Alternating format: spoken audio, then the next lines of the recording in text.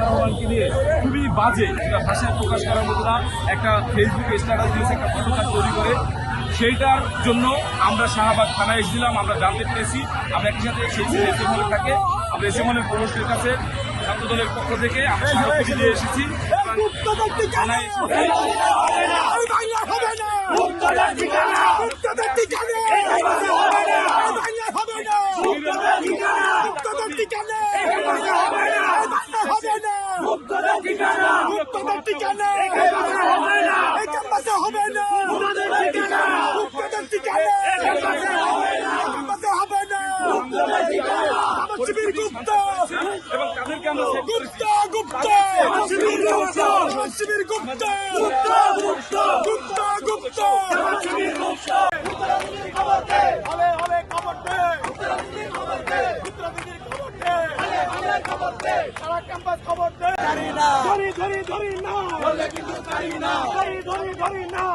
আমরা ধরি না